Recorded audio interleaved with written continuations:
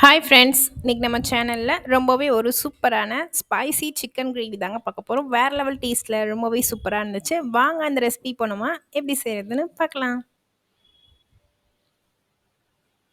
இப்போ அதுக்கு ஒரு கடாயில் ஒரு 2 டேபிள் ஸ்பூன் போல் ஆயில் வந்து உள்ளே சேர்த்துக்கலாம். சேர்த்துட்டு இப்போ ஆயில் சூடானதும் பட்டை, கிராம்பு, ஏலக்காய் அதை மட்டும் சேர்த்துக்கோங்க. ஒரு 2 டேபிள் ஸ்பூன் போல் இஞ்சி பூண்டு பேஸ்ட் வந்து நான் உள்ளே சேர்த்துருக்கேன். சேர்த்துட்டு ஃபஸ்ட்டு இது நல்லா வந்து அந்த எண்ணெயிலேயே வதக்கி கொடுத்துக்கலாம். பச்சை வாசனைலாம் போய் நல்லா கமகமன்னு இஞ்சி பூண்டு வாசனை வரும். அந்த அளவுக்கு நல்லா வந்து வதக்கி கொடுத்துக்கோங்க. இப்போ இது நல்லா வதங்கினதுக்கப்புறம் இப்போ இதில் பொடியாக சாப் பண்ண ஆனியன் வந்து நான் உள்ளே சேர்த்துருக்கேன். சேர்த்துட்டு இப்போ இதையும் வந்து நம்ம நல்லா வந்து வதக்கி கொடுத்துக்கலாம். வெங்காயம் வந்து நல்லா வதங்கினதுக்கப்புறம் இப்போ இதில் பச்சை மிளகாய், கருவேப்பிலலாம் நம்ம ஆட் பண்ணிக்கலாம்.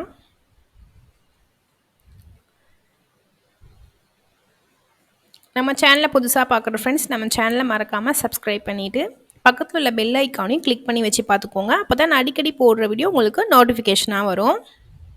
இப்போ இதையும் வந்து ஒரு அளவு போல் நல்லா வந்து வதக்கி கொடுத்துக்கலாம். இப்போ நல்லா வதங்கினதுக்கப்புறம் இப்போ இதில் ஒரு ஸ்பூன் போல் மிளகாத்தூள் சேர்த்துருக்கேன். ஒரு அரை ஸ்பூன் போல் நான் காஷ்மீரி மிளகாத்தூளும் சேர்த்துருக்கேன். இப்போ இதில் ஒரு ஸ்பூன் போல் கரம் மசாலா சேர்த்துக்கலாம். சேர்த்துட்டு இப்போ இதை வந்து நம்ம நல்லா வந்து வதக்கி கொடுத்துக்கலாம். மசாலாவோட பச்சை வாசனை போகிற அளவுக்கு நல்லா வந்து வதக்கி கொடுத்துக்கோங்க. இப்போ நான் இந்த அளவுக்கு நல்லா வதக்கிட்டேன். இப்போ இதில் நான் கழுவி சுத்தம் பண்ணி எடுத்து வச்சுருக்கிறேன் சிக்கன் வந்து நான் உள்ளே சேர்த்துக்கிறேன். சேர்த்துட்டு இப்போ இந்த மசாலாவோட நல்லா வந்து மிக்ஸ் பண்ணி கொடுத்துக்கலாம். தேவையான அளவு உப்பை வந்து நம்ம உள்ளே சேர்த்துக்கலாம்.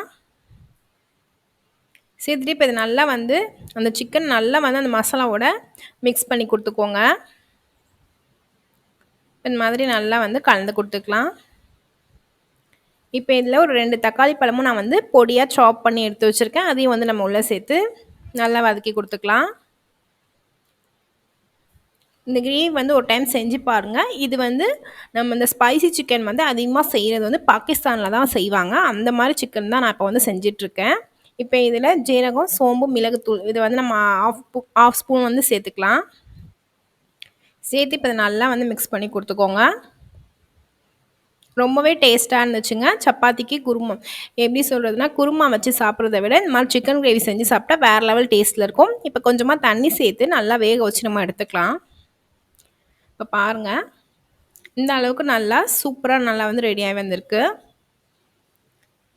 இப்போ இதில் நான் வந்து ஒரு கப் போல் திக்கான கோகோனட் மில்க் வந்து நான் சேர்த்துக்கிறேன், தேங்காய் பால். இப்போ அதையும் வந்து சேர்த்துட்டு திரும்ப மூடி நல்லா வேக வச்சு எடுத்துக்கலாம். உங்கள்கிட்ட ஃப்ரெஷ் க்ரீம் இருந்தால் கூட அதை கூட நீங்கள் ஆட் பண்ணிக்கோங்க, ரொம்பவே டேஸ்ட்டாக இருக்கும்.